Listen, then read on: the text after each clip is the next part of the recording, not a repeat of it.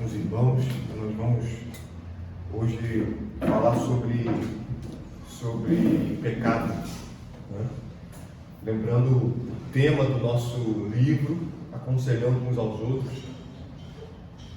E o contexto talvez se resuma a essa citação do autor.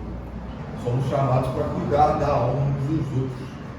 Desejamos levar ao Senhor nossas lutas e ensinar uns aos outros de modo que a igreja seja fortalecida e o mundo possa testemunhar a sabedoria de um amor. Então, a gente vai falar conversar sobre o pecado. O contexto é de aconselhamento, e isso não necessariamente de modo formal, mas em qualquer lugar que você esteja, né? Acabou aqui a nossa PPD, nós estamos conversando, ouvindo uns aos outros, estamos aconselhando, estamos buscando aprender um com o outro.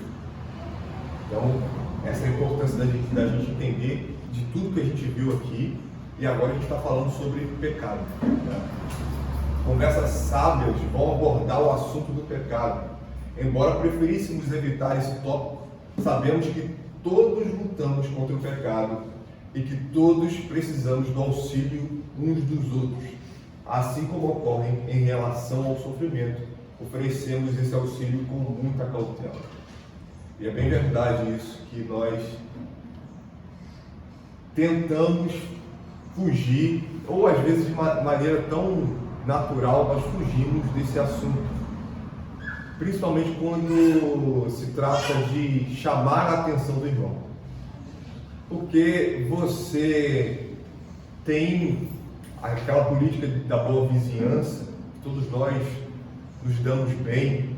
Quando eu vejo alguém fazendo alguma coisa que não deveria ser feita, e principalmente se repete com frequência aquilo,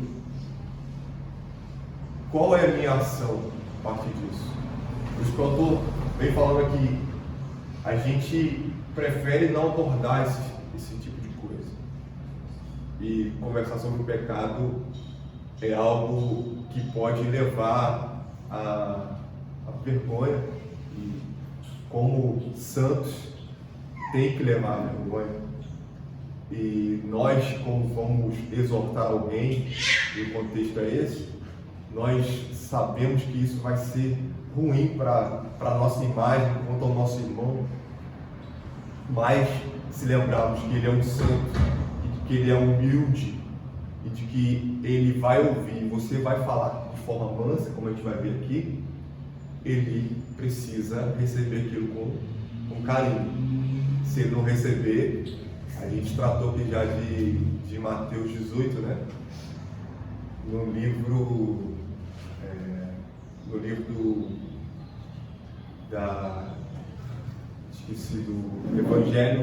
Evangelização, não, foi do outro, Comunidade Cativante.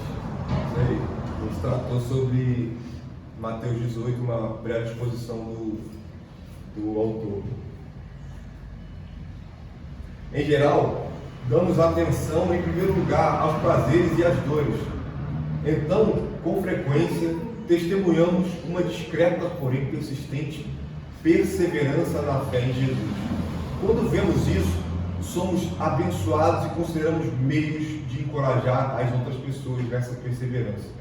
Mas também é possível que vejamos dúvidas, lutas na fé e pecado. Então, o contexto aqui é o seguinte: a gente viu na última aula sobre sofrimento. Então, hoje a aula conversa sobre pecado. A lição anterior foi conversa sobre sofrimento.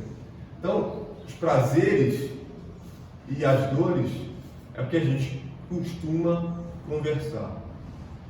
Só que dúvidas, lutas na fé e pecado é um assunto que é mais reservado, e nós temos às vezes somos mais fechados tanto para perguntar ao irmão pelo que ele está vivendo, quanto para nos abrirmos como irmão, né? Quando somos nós que estamos nessa condição de luta, de pecado, de fato.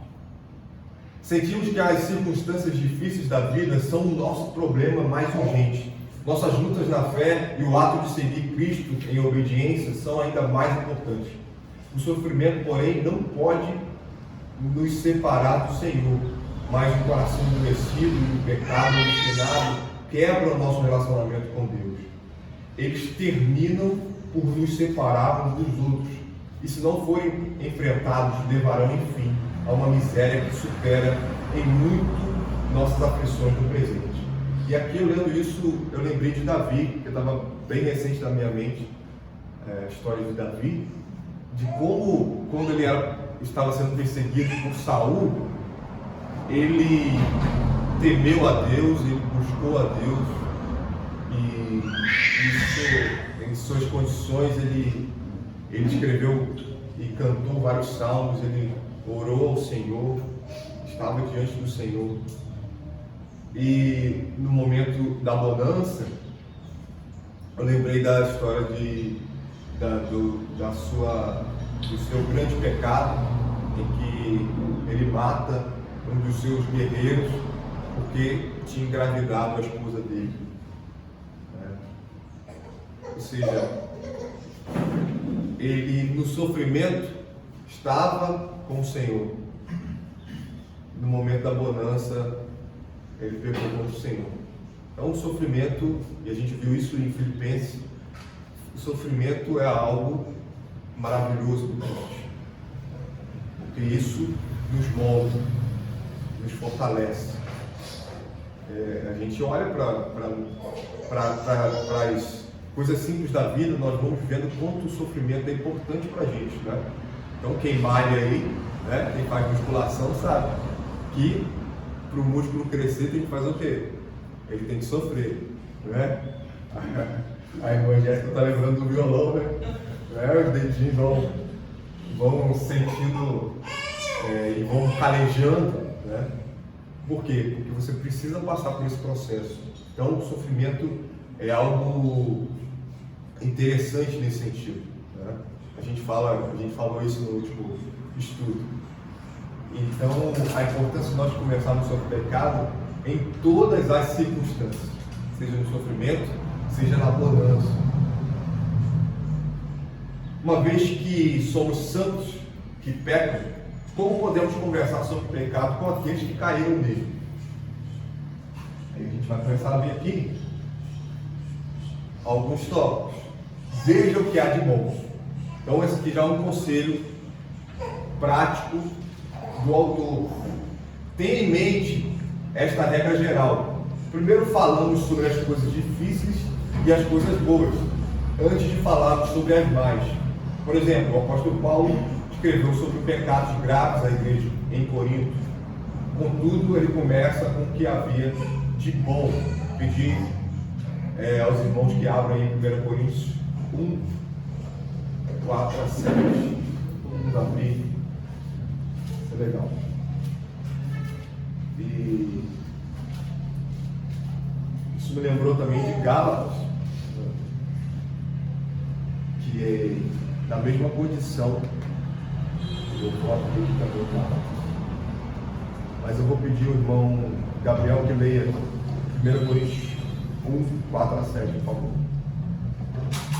Sempre dou graças a meu Deus a vosso respeito, a propósito da sua graça, que vos foi dada em Cristo Jesus, porque em tudo fostes enriquecidos nele, em toda palavra e em todo o conhecimento, assim como o testemunho de Cristo tem sido confirmado em vós, de maneira que não vos falte nenhum dom,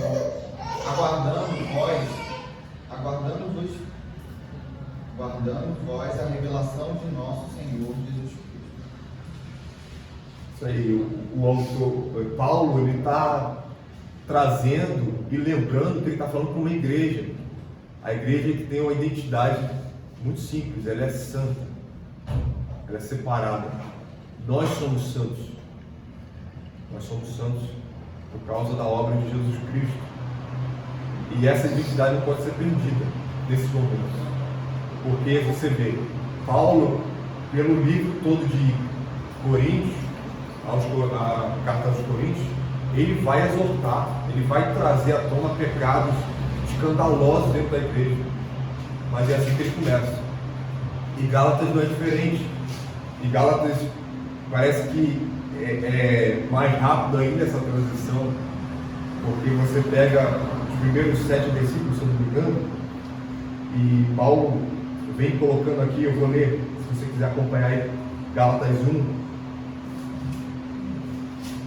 o comecinho, os primeiros versículos. Paulo, apóstolo, não da parte de homens, nem por intermédio de homem algum, mas por Jesus Cristo, por Deus Pai, que o ressuscitou dentre os mortos, e todos os irmãos, meus companheiros, as igrejas da Galácia, graças a vós outros, pais, da parte de Deus nosso Pai e do nosso Senhor Jesus Cristo, o qual se entregou a si mesmo pelos nossos pecados para nos desarraigar deste mundo perverso, segundo a vontade de nosso Deus e Pai, a quem seja a glória pelos séculos dos séculos. Amém. Admira-me que estejais passando tão depressa daquele que vos chamou na graça de Cristo para outro evangelho. Aquele já começou a atacar janela. Essa transição nos mostra que Paulo está mostrando, ó, vocês são crentes, vocês são meus companheiros. E aí ele fala nosso Pai, ele fala nosso Senhor Jesus Cristo, o qual se entregou pelos nossos pecados, para nos desarraigar deste mundo perverso. E no versículo 6, ele já começa a exortar. Isso mostra o princípio, para a gente ver o que há de bom. Porque o pecado, ele nos deixa caído e tem que nos deixar mesmo. Mas a nossa identidade não pode ser arrancada. Porque nós clamamos ao Senhor, ser propício a mim, pecador, Senhor. Mas não somos de todos jogados fora por conta da obra de Jesus Cristo. Se nós dissermos que não somos santos, nós estamos desprezando a obra de Jesus Cristo. Isso é muito importante. Paulo faz isso, mostrando o que há de bom. Com isso, Paulo indica quanto sua vida está imersa em Jesus Cristo, como o Pai o identifica.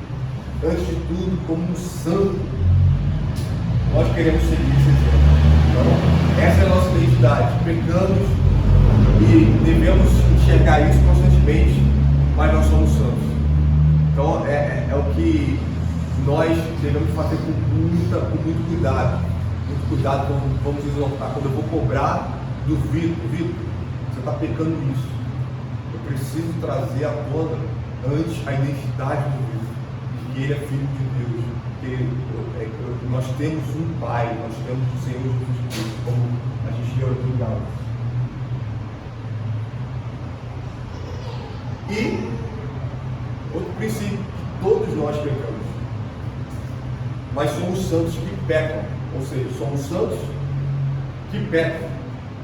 Este tempo em que vivemos, muito após o sacrifício de Cristo pelos pecados e seu envio do Espírito a nós, não está livre do pecado. É uma época livre da condenação e cheia de perdão, na qual não somos mais escravos do pecado e somos libertos e fortalecidos para lutar contra ele. Mas não é livre do pecado. Ainda podemos organizar nosso mundo em torno de nossos próprios desejos egoístas. Podemos crer no que sentimos mais do que no que Deus disse e fez em Jesus Cristo. E podemos fazer pouco caso de sua santidade, beleza e poder. Então, você vê, a nossa identidade é que somos santos, é que somos filhos de Deus, mas pecamos assim. Aquele que começou a obra em nós, há de completar até o dia de Jesus Cristo, né? Isso que a gente aprendeu, que a gente lê lá em Filipenses, né? E isso mostra que estamos nessa caminhada. Assim falamos sobre o pecado, com toda humildade, mansidão, longanimidade, suportando uns aos outros em amor. falamos sobre nosso próprio pecado e sobre o pecado daqueles a quem queremos ajudar. E desejamos que essas conversas sejam boas. Não que o pecado em si seja bom, mas de fato somos abençoados quando somos capazes de ver o nosso pecado. Você vê que há princípios de como nós vamos falar sobre isso, com toda humildade, mansidão, longanimidade. E muitas vezes essas condições, essas características, elas se confundem, né? Porque devem caminhar juntos.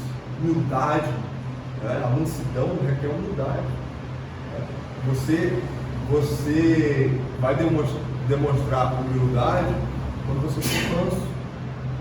E isso vai mostrando a longanimidade, está ligado à paciência, né? E suportar. E é interessante que ontem à noite mesmo nós fomos no noivado do Hugo e da Beatriz, o pastor Israel falou sobre especificamente sobre essa palavra, suportar, né? Falando do grego koiné, de como essa palavra está ligada ao suporte do jegue, levando as suas cargas, mostrando para a gente que muitas vezes a gente traz a definição de suportar apenas como algo pejorativo, no sentido de que há uma segunda categoria.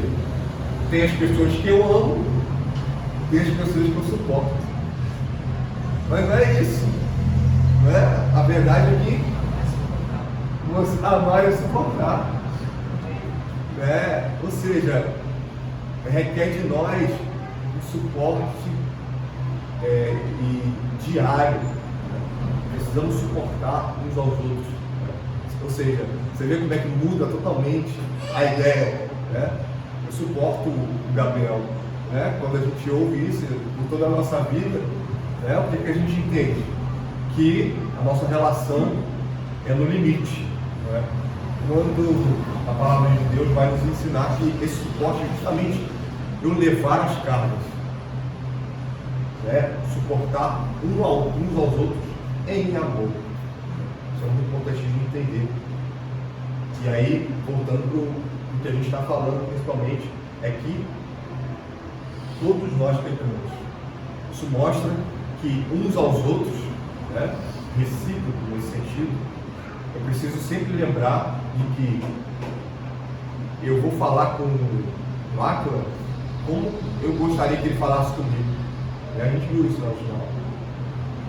Que eu preciso trazer mansidão, longanimidade na hora de falar sobre o pecado que ele está vivendo. Gente, pecado é uma coisa que, como a gente viu no princípio, ninguém quer mexer nesse vespeiro. Eu estou vendo Aquila pecando direto e eu não estou fazendo nada. Por quê? Porque eu não quero manchar a nossa relação. E é ele com Deus, ele que se vire. Não é assim? Então isso mostra que a gente precisa tomar uma atitude, só que nós não dá para a gente simplesmente explodir. Não espere explodir. Porque aí vai ser pior ainda. Uma palavra interessante também ali é a longanimidade. Quando falamos sobre o pecado, acho que todos nós temos aquele mundo ideal, O ideal é que quando eu for falar sobre o pecado com uma pessoa, é que no momento da minha conversa, aquela pessoa vai se arrepender do seu pecado. Então, eu vou expor a palavra de Deus, ele é cristão, ele é crente. Obviamente, quando ele se confrontar com esses textos bíblicos, ele vai se arrepender e vai voltar para o caminho correto. Mas ainda é a palavra longanimidade, que muitas das vezes a gente vai falar com a pessoa e a pessoa não vai se arrepender de imediato. Que é o que acontece com o povo de Deus, Deus é longânimo para com Israel séculos. É séculos a longanimidade de Deus. Aí vem o juízo e depois a restauração. Então acho que o que a gente quer, muitas vezes, aí vem os conflitos também, acho que aumentam, é que você está ali conversando. Aí a pessoa não está se arrependendo, você aumenta o tom. Aí depois você vai ver. Aí tudo que você falou antes, a pessoa já esquece. Aí já condena a pessoa, então você não é cristão, então você é ímpio, então você. Mas a longanimidade é você ir com paciência dá tempo ao tempo e, claro, a liderança da igreja é que vai no processo administrativo considerar aquela pessoa como faleceu. Não cabe isso individualmente, né? A gente cabe a fazer toda humildade, mansidão e longanimidade, sabendo que muitas vezes pode demorar semanas. Porque a gente planta uma semente, a gente conversa não querendo resultado naquele dia. Plantou uma semente e muitas vezes a pessoa pareceu resistente, mas você saiu dali sem esbravejar, o Espírito Santo começa a fazer ali frutos. A pessoa começa a lembrar daquela palavra, ela vai deitar no seu travesseiro, vai trazer aquela palavra em mente, ela vai passar a semana e de repente ela se arrepende. Agora, se nós levamos ao nível da fúria, aquela pessoa vai toda descartar, porque ela vai ver que não foi com amor, foi com imposição. Ou quando você simplesmente ignora o pecado da pessoa. Sim. Isso não vai ser bem. Interessante isso aí que você falou, porque você fala a primeira vez com muita mansidão, você fala a segunda com mansidão, mas ela vai lembrar da terceira. Você foi rude, você falou de qualquer maneira. Né? Outra coisa também que é interessante, geralmente a gente sempre vai para o outro uma posição de julgamento que a gente não gostaria que a gente tivesse sobre nós mesmos. Davi, quando o profeta foi falar com ele, ele agiu com fúria, né? Em relação ao que a pessoa estava praticando. Exato, né? Ele como rei, gente, o que está acontecendo no meu reino, né? Essa injustiça, quem é? É interessantíssimo, né? A sabedoria do profeta Natan, né? Poxa, aquele texto é para todos nós assim, incrível, porque ele, no mesmo momento que ele está furioso, né? E quando Natan traz para ele, esse homem é você, e aí ele cai reconhecendo seu pecado. Interessantíssimo.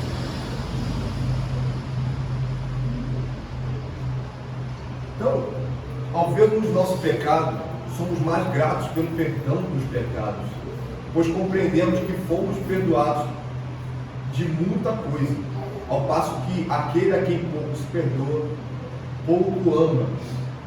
Vamos ler essa história aí? Abra a sua Bíblia, Lucas 7.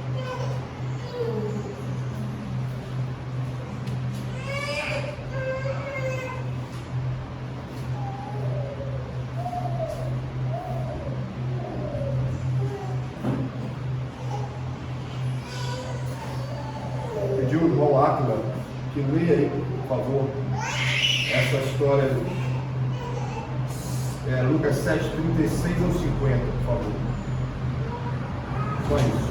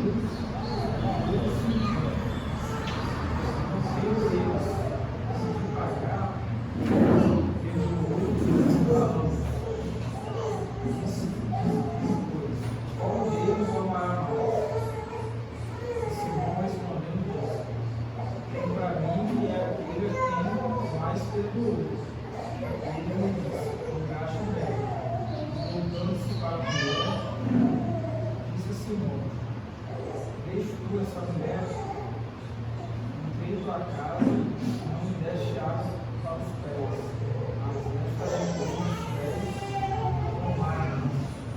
E me enxuguei os seus cabelos.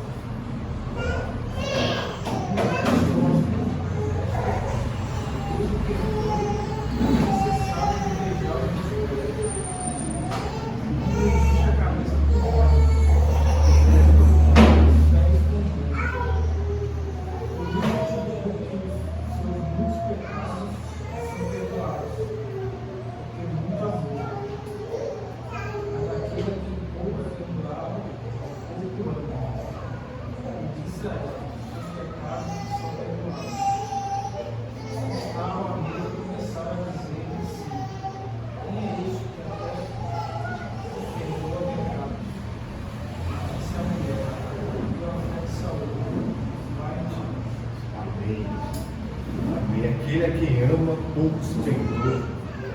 Aquele a quem pouco se perdoa, pouco ama. Isso mostra a necessidade de percepção dos nossos pecados. É o ponto 2.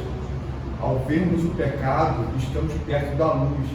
Apenas quando não vemos nosso pecado, deveríamos suspeitar de nosso coração. Vamos ler agora 1 João, segundo conhecido da congregação, 1 João 5, 1 a 10.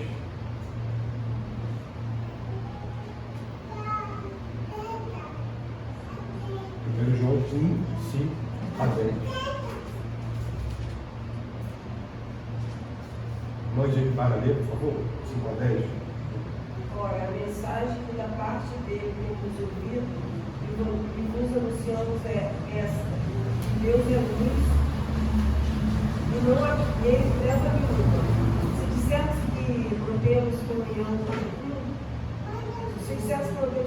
com ele e andamos nas trevas, mentimos e não praticamos a verdade.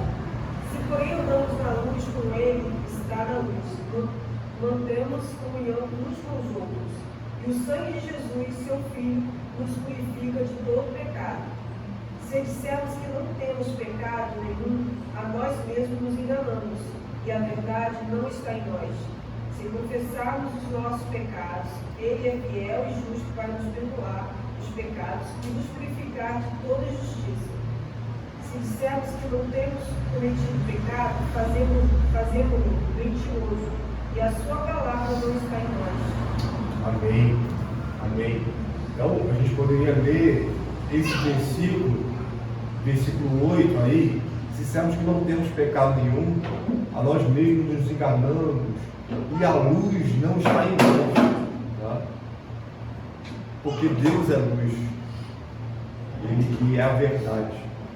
Isso mostra que a percepção de pecado é diminuída quanto mais você se distancia da luz. Você não vê nada nas trevas, você não vê nada no escuro. Se você está na luz, você consegue perceber aquilo que você tem feito contra o Criador. A gente pode passar um dia inteiro pensando que a gente não pecou, se a gente não sabe o que é pecado. Só que nós vamos ser cobrados por isso.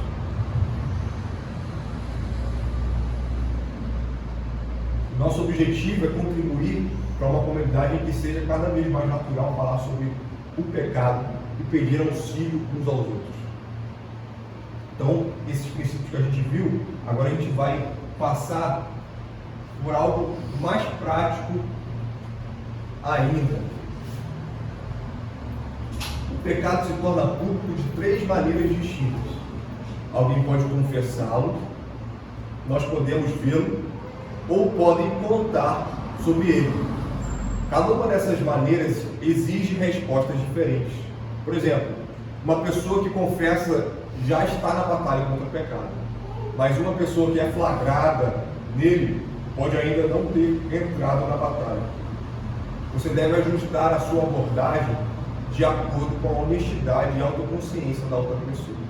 Isso é interessante, porque se alguém chega para você e fala que está passando ou que está tendo dificuldade em tal área, que está pecando constantemente em tal área, você já sabe você já presume que aquela pessoa ela quer ajuda, logo ela se sente humilde para viver longe daquele pecado.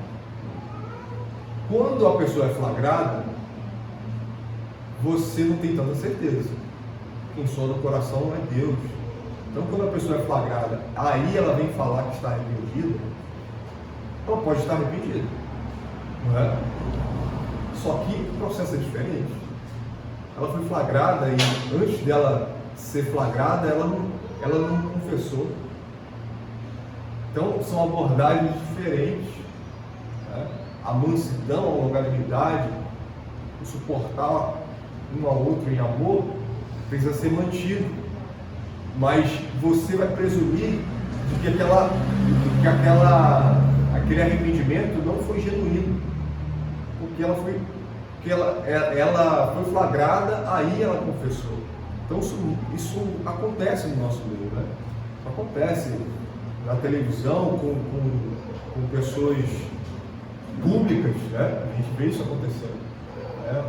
Homens e mulheres que são pegos no erro, aí sim pedem desculpa por coisas que já vinham fazendo há tantos anos, né? Então é uma coisa muito séria da gente pensar como que nós vamos abordar isso aí. Então vamos lá. Primeiro ponto, fale alguma coisa. Você tem estado em meu coração. Realmente me alegrei com sua disposição de falar sobre sua luta contra a pornografia, mas fiquei preocupado com a possibilidade de as pessoas o deixarem sozinho. Poderíamos conversar sobre isso? Você vê que aqui os 3 tópicos são exemplos práticos que mostram para a gente como a gente pode encaixar isso aqui na nossa caminhada. Nos 2 exemplos que estão no primeiro e terceiro lugar, mostram aquele princípio que a gente viu de Paulo na carta aos Coríntios e aos Gálatas. Você tem estado no meu coração. Ou seja, primeiro você apresenta uma coisa boa e você não está mentindo aqui. Você está apresentando algo que conecta você a outra pessoa, né? E é por isso que você está indo falar com ela. Lembra? Que era muito melhor você ficar em casa, era muito melhor você ficar quieto, não é? Mas você está falando com ela porque você a ama. Então você precisa começar a sua conversa lembrando disso a ela, aquela pessoa. E aí no terceiro exemplo ali, fala: sei que você tem andado muito ocupado no trabalho e tem viajado mais do que o normal, mostrando o princípio que também o autor falou, tanto de coisas boas, mas também de coisas difíceis. Comece com coisas boas e coisas difíceis. Ou seja, demonstrando, poxa, essa é a sua dificuldade, você tem trabalhado muito, você tem passado além da hora, né? Isso tem atrapalhado a sua rotina, enfim. Mas eu preciso tratar disso com você. Ou seja, há coisas difíceis na nossa vida, mas isso não atenua o nosso pecado. Isso não atenua a nossa transgressão contra Deus. Se você tem evidências claras de atos pecaminosos, seja específico. Se você tem apenas preocupações ou indagações, simplesmente traga à tona sem acusar. Isso tudo pode ser difícil, mas quando lamentamos algo, geralmente é o fato de não termos dito nada. Mais nós do que você. Então, lembrando, primeiro conselho dado aqui para o autor, prático, fale alguma coisa. Precisa falar alguma coisa. E aí essa oportunidade da gente pensar no que a gente vai falar é essencial, né? Nós temos sido enriquecidos com a palavra de Deus, nas exposições bíblicas, nós temos vivido uma vida devocional e não é só para a nossa edificação, né? Vou falar alguma coisa, mas vou falar o quê? E você tem se alimentado da palavra? Isso que vai fazer a diferença para saber o que você vai falar. Aí no ponto 2, mais nós do que você. Certo homem experimentou uma virada em sua luta contra as drogas ilícitas quando sua esposa, após descobrir que eles haviam que ele as havia usado de novo, da dor. O que nós faremos agora? Em outras palavras, como lutaremos contra isso juntos? Em resposta ao pecado do seu marido, ela se aproximou ainda mais. Isso deu início a um processo que envolveu um plano deliberado, anos de sobriedade e um relacionamento cada vez mais forte. Isso é interessante, porque isso me faz lembrar de Efésios, capítulo 5, em que Paulo fala sujeitai-vos uns aos outros em amor, e em seguida ele fala a mulher sendo submissa ao seu próprio marido, mostrando que há um princípio de liderança do homem sobre a mulher, só que há uma sujeição do homem para com a mulher. Porque se nós vamos sujeitar um ao outro, a Aline precisa se sujeitar a mim e eu preciso me sujeitar a Aline. O contexto aqui é o seguinte: nós estamos juntos nessa, levando as cargas uns dos outros. Na hora que ela vier me exortar, o que eu vou falar para ela? Não, eu sou o líder da casa, eu sei o que eu faço. Não, minha sujeição de tudo está diante de Deus. E ela chama para atenção dele, mostrando, peraí, se eu estou errado, eu estou errado, acabou. Mas o que, e além disso, que o Walter está fazendo aqui, mostrar que na hora do pecado, o que nós vamos fazer contra isso? Eu conversando essa semana com um irmão, a gente estava falando sobre a importância do casamento. Eu falei para ele o quanto o casamento foi uma ferramenta essencial para a minha santificação, para essa caminhada, como a gente citou aqui, que aquele começou a obra em nós há de completar. E que é um processo de que a gente precisa subir a escadinha da santificação.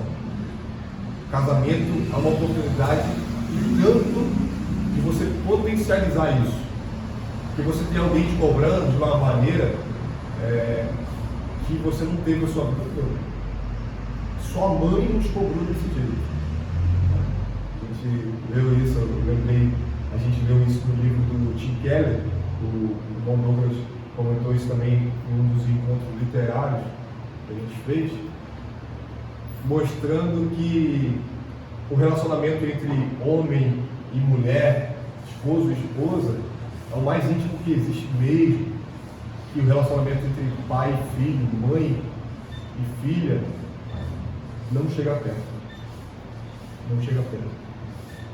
Porque a cobrança é diferente, a cobrança em amor.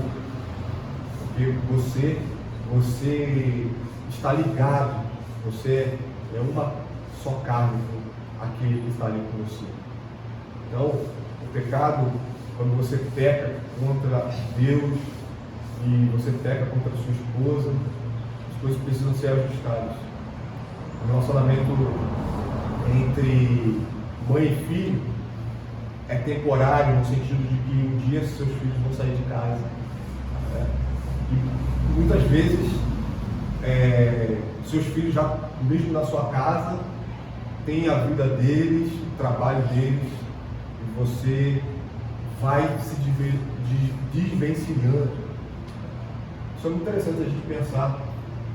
Usando esse exemplo aqui, mostra que marido e mulher estão juntos na dificuldade, quanto é esse nós usado aqui.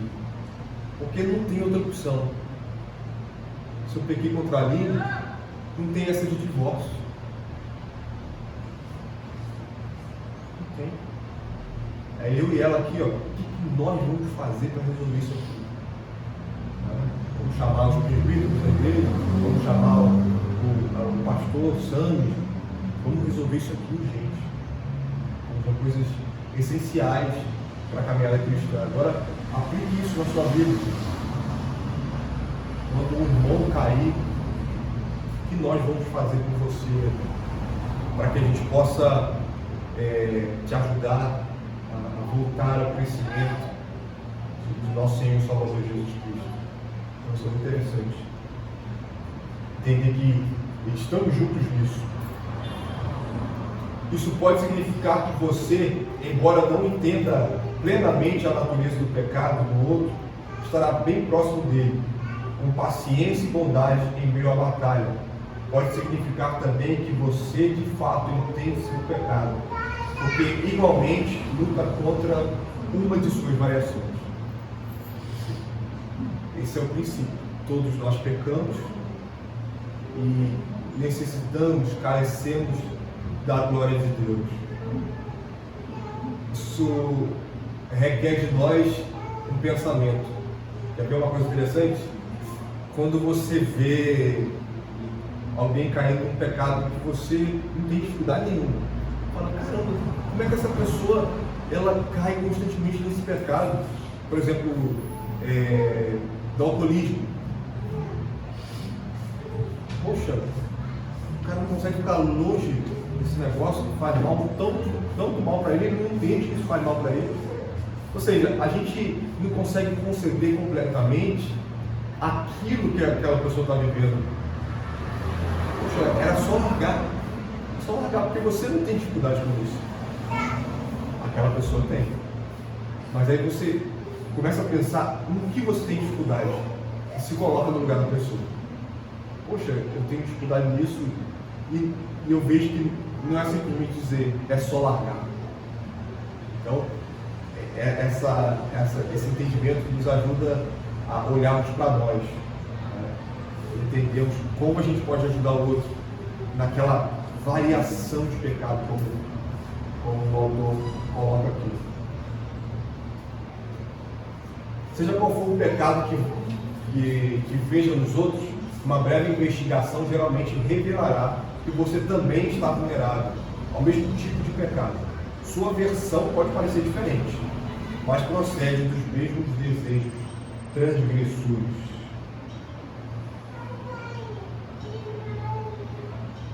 Então, lembrando, fale alguma coisa, vou botar aqui para lembrar, mais nós do que você, e agora mais perguntas do que exortações. Isso é interessantíssimo. Ao falar com pessoas surpreendidas no pecado, Jesus geralmente faz perguntas. Por que vocês estão pensando essas coisas? É lícito no sábado fazer o bem ou fazer o mal?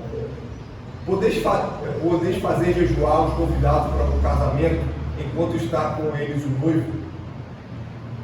Essas perguntas geralmente unem dois propósitos. Primeiro, Jesus está convidando a pensar um pouco. O pecado tende a parecer menos atraente quando é examinado de perto. Segundo, Jesus está nos convidando para uma conversa. Ele está fazendo perguntas para obter respostas. Vinde, pois, e arrazoemos.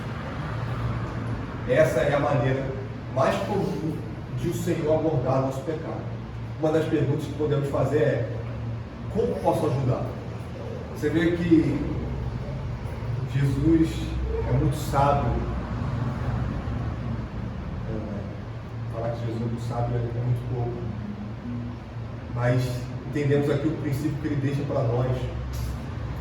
Porque é interessante como o Senhor coloca essas perguntas.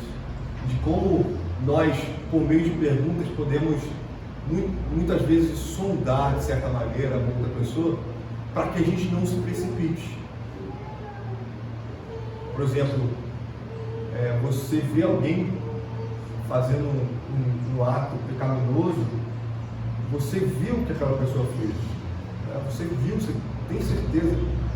Talvez a pergunta não seja: você estava fazendo aquilo? Talvez não seja essa a pergunta. Talvez você possa perguntar: por que você estava fazendo aquilo? Porque isso pressupõe que você já sabe o que ela estava fazendo. Isso pode te ajudar na sua exortação para ela. Porque muitas vezes, no impulso, a gente sai falando um monte de coisa. Não, eu quero saber dela. Porque vai trazer esse ponto 1 aqui que Jesus estrategicamente usa. faz a pessoa pensar um pouco. E isso é interessante, principalmente antes do pecado, né? De você pensar um pouco, se fazer perguntas. Eu deveria fazer isso? Ou você deve fazer isso? A pessoa, isso, perguntas óbvias, né? Devem ser feitas, porque a pessoa talvez não tenha medido as circunstâncias. E sempre, quando um cristão ele vai medir as circunstâncias, ele pode até pecar, mas ele já sabia antes que aquilo era pior para ele. Porque sempre pecar é a pior opção. E o segundo ponto, o Senhor está convidando para uma conversa. Isso é interessante, porque uma conversa em que só um fala, não é conversa, é monólogo. O Senhor Jesus mostrando para a gente princípios interessantes de aconselhamento, onde você vai perguntar tanto para você saber, como o primeiro princípio, saber o que a pessoa está pensando, quanto para que haja essa interação e que você se aproxime mais da pessoa. Isso é genial, gente. Isso é maravilhoso da gente pensar e da gente considerar sempre. E aí mais um princípio, o pecado pessoal. Pecado sempre diz respeito a Deus. Nós sempre pecamos contra Deus. E isso já deveria ser o suficiente para a gente. Vamos abrir aí Tiago 4, 1 a 4.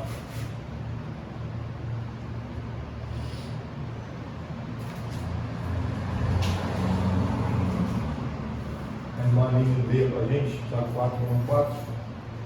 E a irmã Ana Clara leia Números 14 e 11, por favor. Você abre esse versículo. Números 14 e 11. Por favor, pode ler. De onde procedem guerras e contendas que há entre vós? De onde, senão os prazeres que limitam a vossa carne? Cobiçais e nada tendes, matais e invejais, e nada podeis obter. Viveis a lutar e a fazer guerras. Nada tendes porque não pedis. Pedis e não recebeis, porque pedis mal, para esbanjardes em vossos prazeres. Infiéis, não compreendeis que a amizade do mundo é inimiga de Deus? Aquele, pois, que quiser ser amigo do mundo, constitui-se inimigo de Deus. Isso mostra pra gente que a nossa facilidade em sermos amigos do mundo é enorme. Mostra que o que o autor, que o Tiago está trazendo para a gente, é que é lógica pura, lógica purinha. Não tem como somar as duas coisas. Ou você é amiga de Deus, ou amigo de Deus, ou você é amigo do mundo. Pecou, você está sendo amigo do mundo. Logo, inimigo de Deus. Em Números 14, 11, por favor.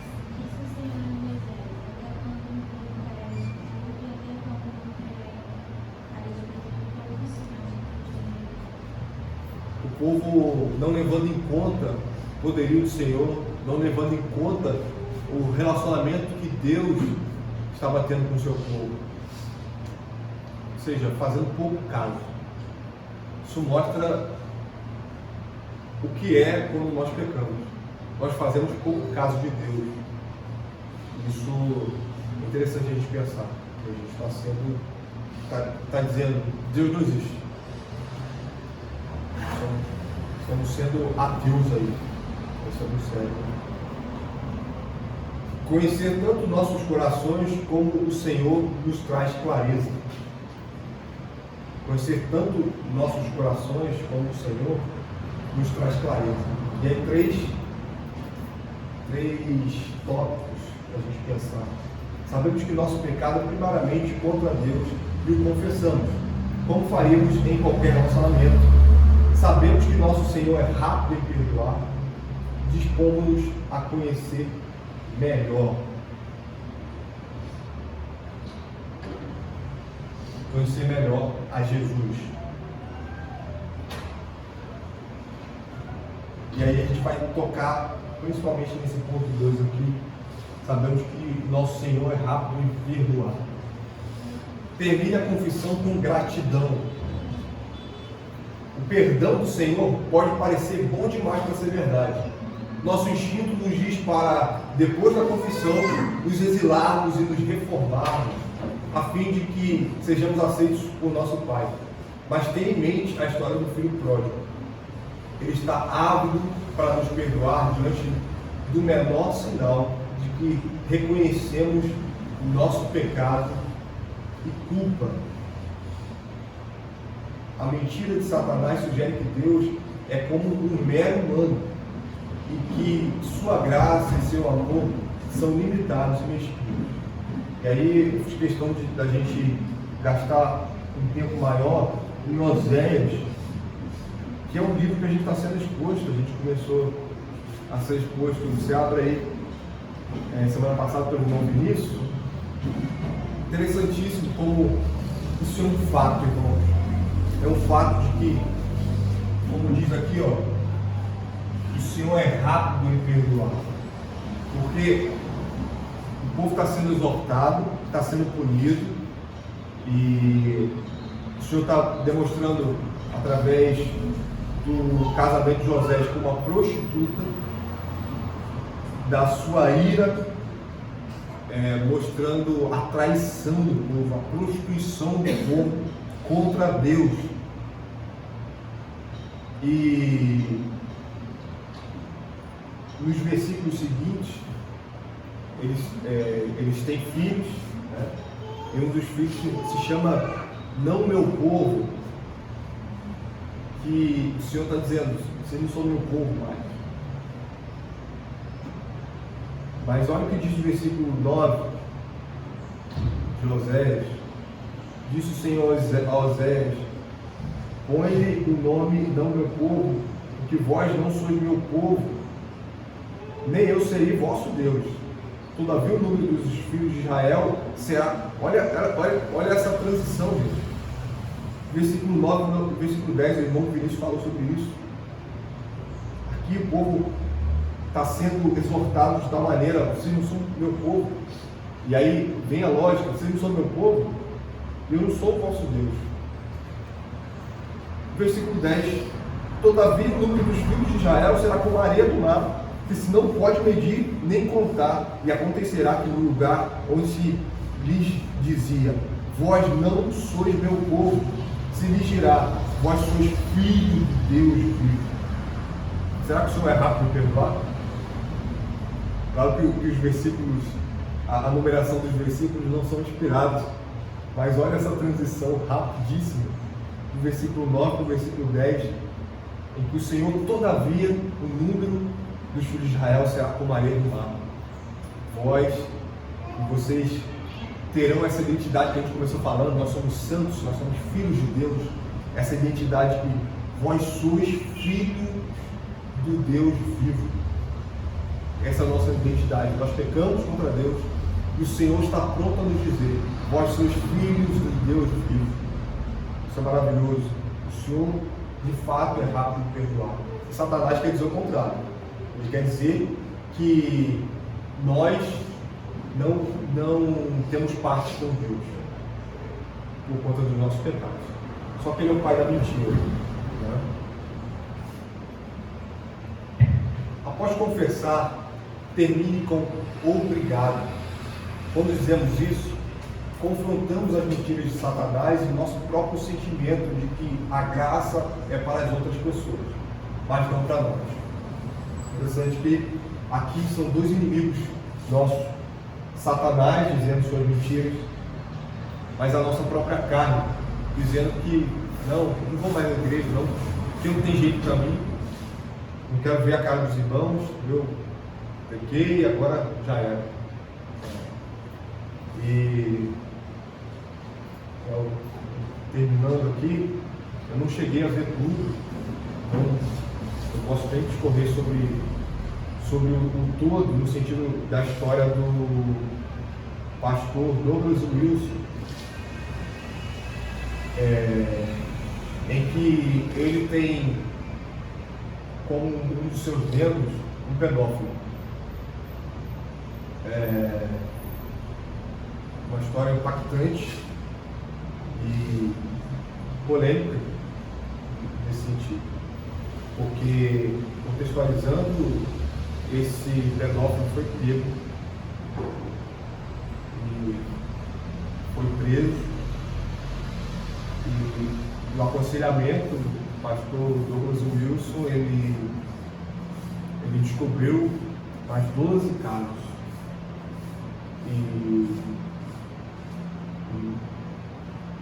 E aí, por condicional, alguma coisa assim, eu não vou saber falar agora, esse cara estava solto e congregando na igreja do pastor Douglas. E isso causou muito também por parte da esquerda americana, né? Porque o pastor, com o nome dele, é fácil você começar a bater, mas obviamente não foi ouvido a parte dele. E eu vou falar aqui do pouco que eu ouvi, não vou dar a minha opinião, mas uma coisa para a gente pensar, ele colocando Romanos 12 e Romanos 13 relacionados. Romanos 12, para a gente lembrar, fala de que ao Senhor pertence a vingança. Ele, no vídeo que eu assisti, ele fala que ele crê na pena capital para pedófilos, assassinos, pedófilos. Ele crê na pena capital, ou seja, pena de morte. Só que no Estado não tem. E o que ele vai fazer contra isso? Vai matar o cara? E o cara quer congregar na igreja dele, ficou com a esposa dele, está casado, e o cara quer congregar na igreja dele. O que ele vai fazer? Eu estou trazendo isso aqui para a gente pensar sobre isso, porque eu nunca tinha visto um caso parecido. Porque quando se trata desse tipo de crime, os próprios presos abusam e matam esse tipo de pessoa. E agora, o que a igreja vai fazer? O cara está indo congregando na sua igreja. Eu lembrei disso, eu vi há pouco tempo e veio a calhar com esse assunto aqui. É muito interessante a gente pensar. E aí ele fala a relação de Romanos 12 com Romanos 13, que Romanos 13 vai falar sobre o poder do Estado. O Estado é responsável para punir. O Estado não tem pena capital. Ou seja, a parte do Estado não foi feita. Agora que o pedófilo está lá sentado no banco da igreja dele, o que ele vai fazer? Vai chutar o cara? Então, interessantíssimo. Isso me impactou. Estou pensando nisso até agora vocês vão pensar junto comigo. Nesse caso, impactante demais. Porque, enfim, vocês sabem muito bem o que é esse tipo de crime. Tá? Então, coisas assim para a gente pensar do quanto o pecado é uma coisa que, pela identidade que nós temos com Deus, nós olhamos para as coisas do mundo, nós temos que nos indignar, assim como Ele faz conosco, contra o nosso pecado, né? Isso mostrando que nós somos a imagem de Deus, né? E ao mesmo tempo, nós precisamos entender que precisamos ser mansos, sermos rápidos em perdoar, como o próprio Deus. Isso é interessante e que, em nome de Jesus, nós possamos ser impactados e pensarmos da maneira que nós vamos exortar alguém, que nós vamos aconselhar uma outra pessoa. Lembrando, sem deixar de fazer, mas fazendo com mansidão.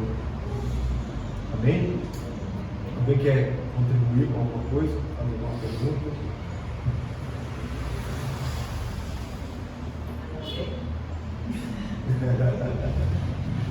Então vamos orar por isso. Senhor tenha misericórdia de nós. Precisamos estar preparados para aconselharmos uns aos outros nesse sentido. Talvez esse falar de sofrimento é fichinha perto de falar sobre o pecado da outra pessoa. Você está sofrendo? Então vamos orar juntos. O que você está precisando? E agora, quanto é pecado? É algo que a gente precisa estar preparado. Oremos. Senhor, te louvamos, ó Pai, porque o Senhor é misericordioso conosco, é rápido em perdoar, a tua misericórdia é infinita, o teu grande amor por nós não é medido.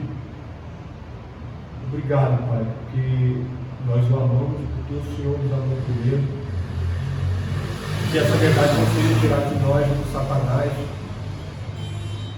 de maneira com que nós esqueçamos da nossa identidade, que somos santos separados desse mundo, apesar de ainda pecarmos contra Ti. Nos perdoe, ó Pai, por fazermos isso. Nos perdoe pelos nossos pecados, por continuamente pecarmos contra Ti. Clamamos, Senhor Deus, para que o Senhor tenha misericórdia em nós. Nos ajude a reconhecermos os nossos erros e a também ajudar os nossos irmãos a lutar contra os seus pecados.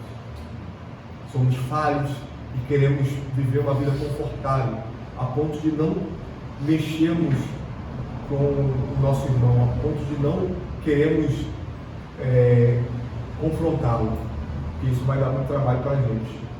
Mas não é isso que o Senhor nos chamou para fazer. O Senhor nos chamou para boas obras, para que andássemos nela.